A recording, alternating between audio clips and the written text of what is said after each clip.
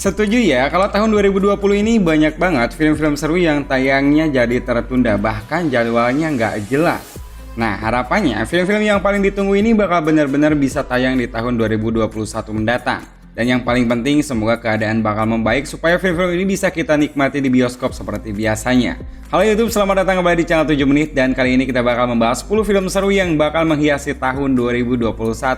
Namun sebelum lanjut menonton, kalian bisa banget untuk klik like di video ini jika kalian suka, dan jangan lupa buat subscribe untuk terus terhubung dengan channel ini. Dan yuk, mending langsung aja kita bahas ke film yang pertama.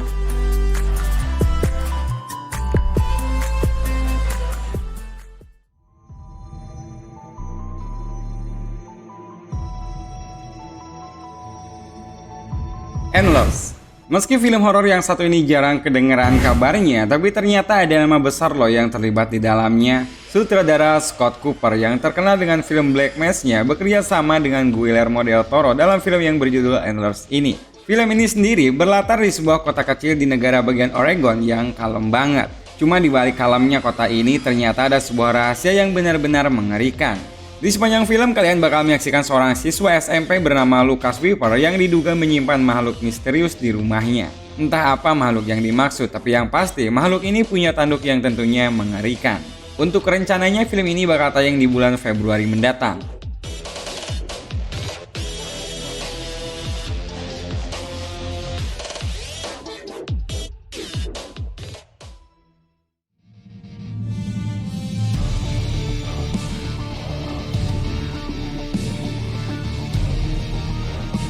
The Kingsman.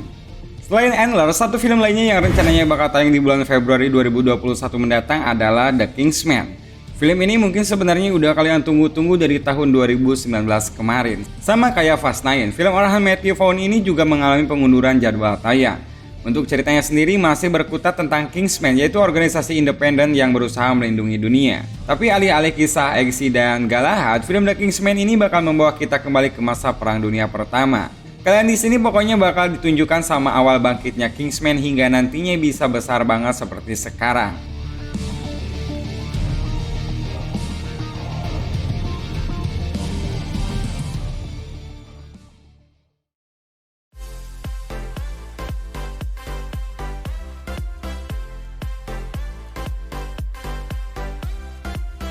Ghostbusters Afterlife. Ghostbusters udah menjadi fenomena sendiri di tahun 80-an, bahkan hingga sekarang. Kayaknya nggak banyak film komedi tentang pemburu hantu yang benar-benar bisa menandingi Ghostbusters ini. Meski ada reboot di tahun 2016, tapi kita nggak dilarang dong untuk bicara soal film yang satu ini. Akhirnya pada tahun 2019, Columbia Pictures menunjuk Jason Reitman untuk menyutradarai sequel yang berjudul Ghostbusters Afterlife. Film ini masih terkait sedikit dengan dua film pertama Ghostbusters. Tapi untuk yang ini, kita lebih dikenalin sama karakter-karakter baru. Yang jadi fokus sendiri dalam trailernya adalah guru bernama Gruber Sang. Suatu hari dia nggak sengaja menemukan mesin penangkap hantu yang bakal memulai petualangannya bersama anak didiknya. Afterlife baru bisa kalian tonton pada bulan Maret 2021.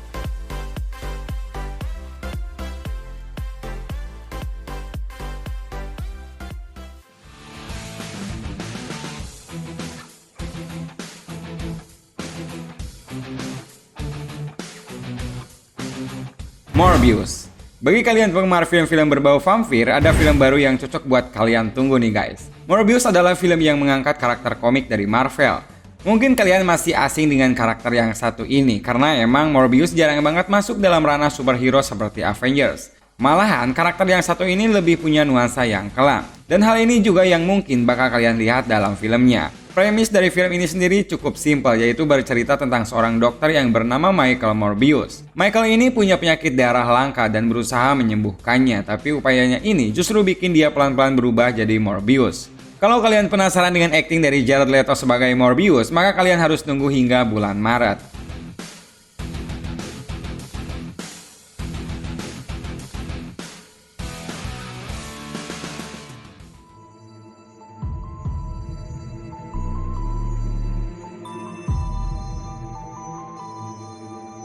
Fast 9. Sebenarnya kalau tahun ini berjalan sesuai rencana, kita bakal melihat babak baru dari petualangan Dom Toretto dan kawan-kawan. Tetapi Universal justru mengambil langkah aman dan merilis Fast 9 di tahun 2021. Seperti judulnya, film ini merupakan sequel ke-8 dari franchise The Fast and the Furious. Dan mungkin kalian di sini bakal bingung jalan ceritanya bakal kayak gimana. Nah, jadi setelah si Dom ngalahin Chopper di film yang kemarin, ternyata Chopper ini mencari cara untuk balas dendam. Twist yang hadir di cerita Fast 9 ini adalah ternyata si Dom ini punya adik yang bernama Jacob. Jacob ini merupakan pembunuh bayaran handal dan mungkin bakal jadi musuh seimbang buat Dom dan gengnya. Untuk rencananya, film ini bakal dirilis di bulan April.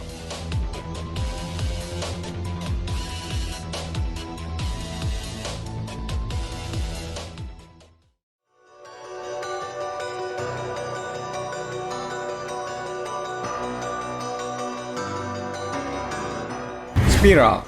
Film Saw selama ini emang selalu identik dengan boneka berwajah seram dengan permainan-permainan yang sadis. Tapi nampaknya franchise yang satu ini pingin mencoba sesuatu yang baru. Sehingga kali ini kalian bakal disajikan sama kisah detektif yang lebih kental dari sebelumnya. Spiral adalah film arahan Darren Lynn Bousman yang menampilkan akting dari Chris Rock sebagai seorang detektif bernama Jack Bank yang menemukan kasus paling misterius di selama karirnya. Entah film ini sendiri berada di tengah-tengah kejadian Saw atau setelahnya, tetapi yang pasti Spiral layak banget buat dinantikan. Dan rencananya film ini bakal tayang di bulan Mei mendatang.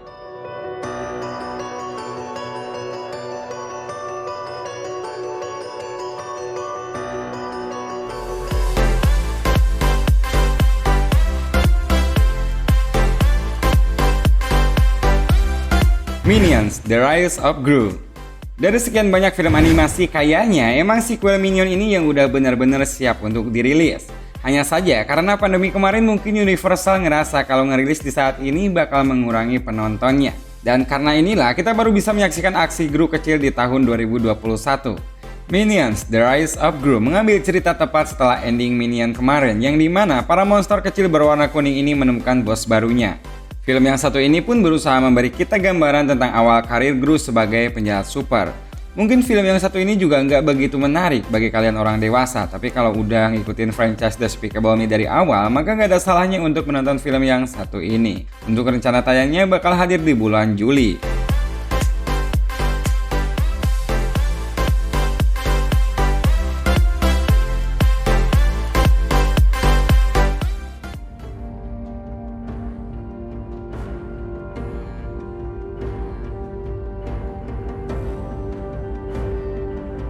Jungle Cruise. Kalau kalian penonton setia dan gak pernah nyekip-nyekip video, pasti udah tahu kalau kita udah sering banget bahas soal film-filmnya Jaume Collet-Serra. Dan kebanyakan film-film dia gak jauh dari thriller ataupun horor.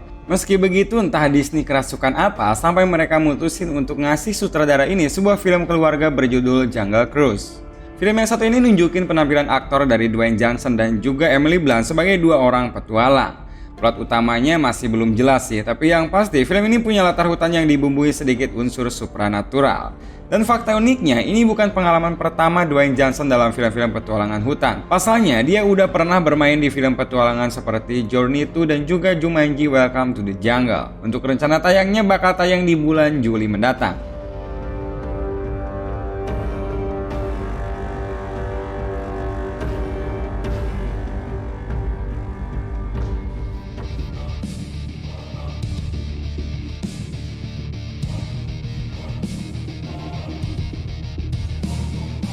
The Suicide Squad. Gak ada yang benar-benar menduga kalau James Gunn yang dulunya menangani dua film Marvel justru sekarang beralih ke DC untuk menyutradari sequel Suicide Squad. Gara-gara tweet candaannya yang cukup menyinggung di tahun 2018, James pun dipecat sama Marvel Studio. Nah, DC justru melihat ini sebagai kesempatan untuk memperbaiki universe-nya sendiri. Dari behind the scene-nya, kita bisa ngelihat banyak banget karakter baru yang diperkenalkan di sequel yang satu ini. Tapi yang paling penting, masih ada penampilan dari Margot Robbie sebagai Harley Quinn yang membuat banyak orang jatuh hati tentunya. Selain Margot, kalian juga bakal menyaksikan penampilan dari Idris Elba sebagai Bloodsport dan juga John Cena sebagai Peacemaker. Untuk rencana rilisnya bakal hadir di bulan Agustus.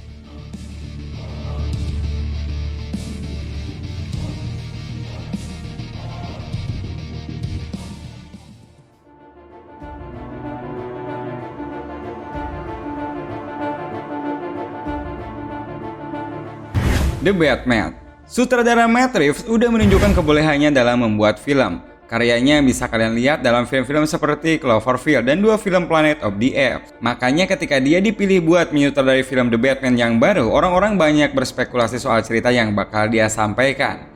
Dan gak cuma itu, aktor yang memerankan Bruce Wayne alias Batman juga menuai banyak kontroversi. Pasalnya orang-orang menilai Robert Pattinson sebagai aktornya kurang cocok karena dia kayaknya agak lebay seperti dalam film franchise Twilight. Namun setelah trailernya dirilis, akhirnya keraguan itu kejawab semua. Di trailer terbarunya, Batman terlihat garang dengan aksi bela dirinya yang gak nanggung-nanggung. Selain itu, kalian juga bisa menemukan beberapa penjahat familiar kayak The Penguin ataupun The Riddler. Untuk jadwalnya sendiri bakal tayang di bulan Oktober.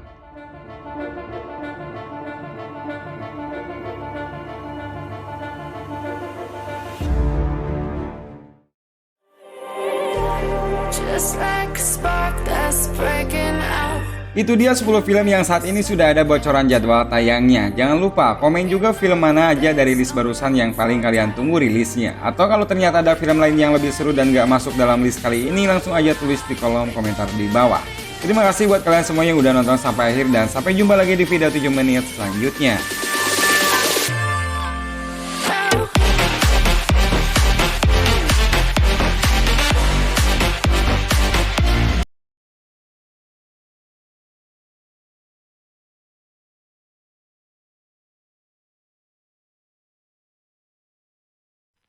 Hai, kembali lagi di channel Marvel Indo.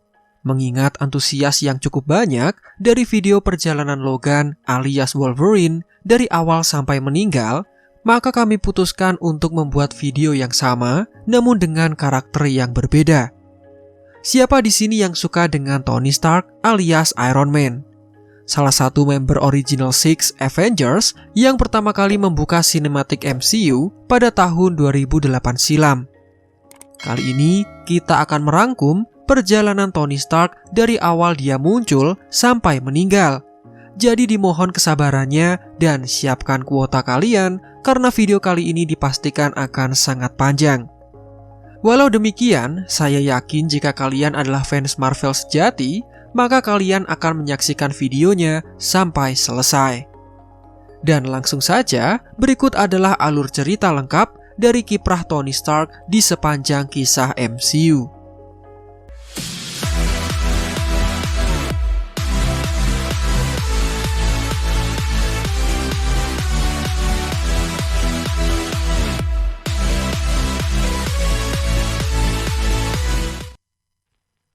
Anthony Edward Stark lahir pada Mei 1970 di Manhattan, New York.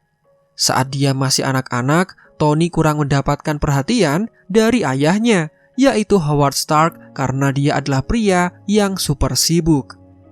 Tony kemudian menjadi sangat dekat dengan penjaga keluarganya, yaitu Edwin Jervis.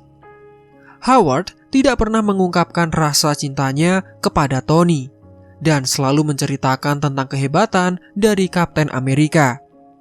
Hal ini membuat Tony cemburu dan sedikit membenci Steve Rogers. Tony ini adalah anak yang jenius.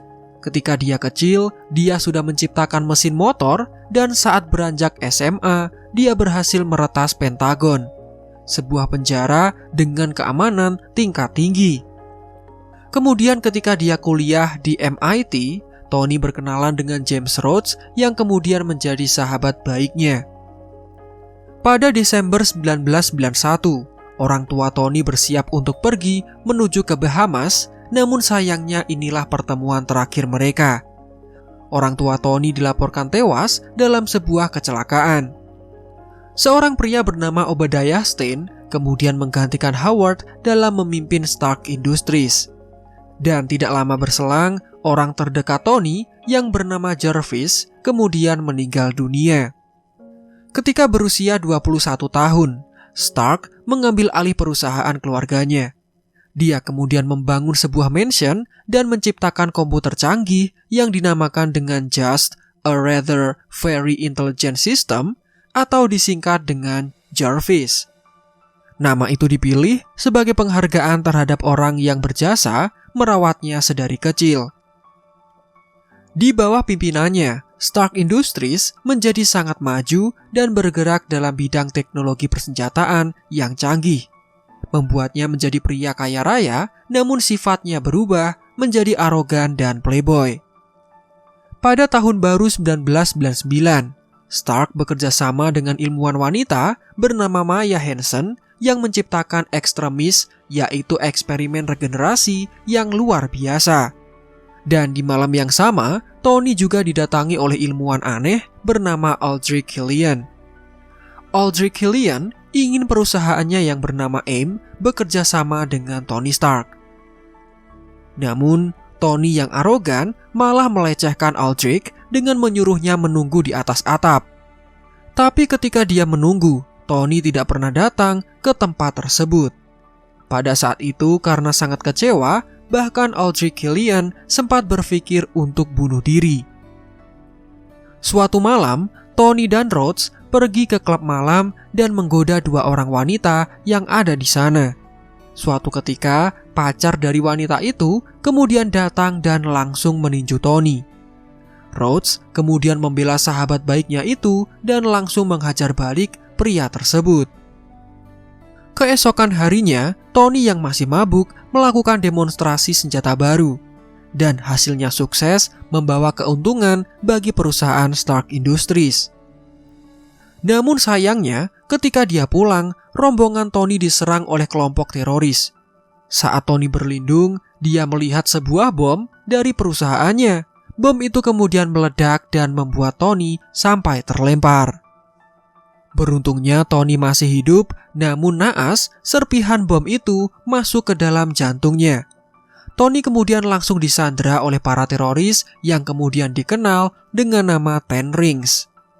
Saat Tony terbangun, dia melihat seorang ilmuwan bernama Ho Yinsen yang merawat dan menyelamatkan Tony hingga dia tetap hidup sampai saat itu.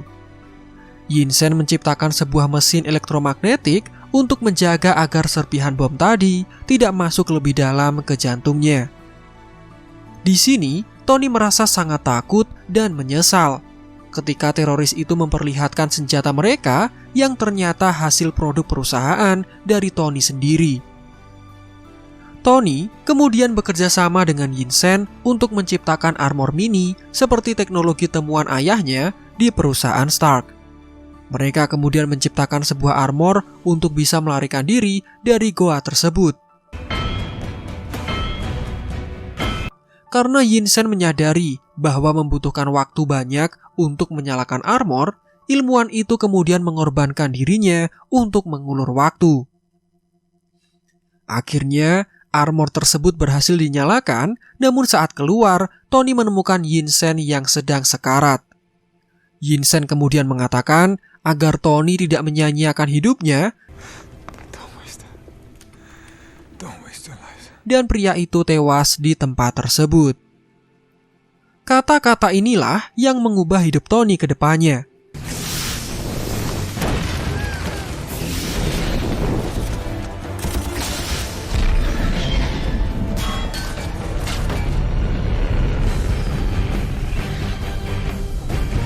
Tony kemudian berhasil melarikan diri dari tempat itu dan disambut oleh asistennya yang terlihat menangis.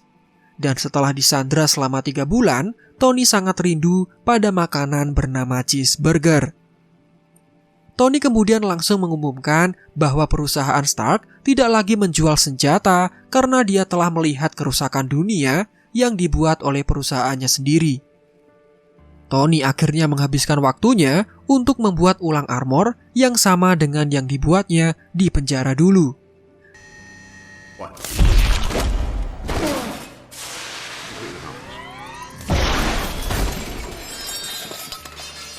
Dan akhirnya terciptalah armor yang bisa dibilang sempurna.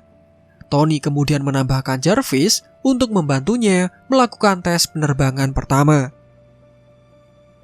Kemudian, ketika Tony menunjukkan diri di depan publik setelah penyandraannya, dia kemudian didatangi oleh Coulson yang menanyai seputar penculikannya. Namun perhatian Tony malah tertuju pada Pepper Potts yang terlihat sangat cantik pada saat itu. Mereka berdua kemudian berdansa hingga akhirnya berciuman. Saat didatangi wartawan, Tony kemudian sadar bahwa Obadiah Stane adalah pelaku utama yang menyetujui penjualan senjata untuk grup teroris bernama Ten Rings.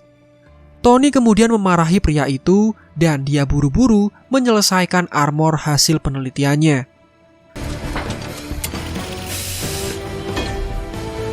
Demi membayar semua kesalahan perusahaannya, Tony pergi ke Afghanistan dan menyelamatkan warga yang tidak bersalah di kampung halaman milik Yinsen.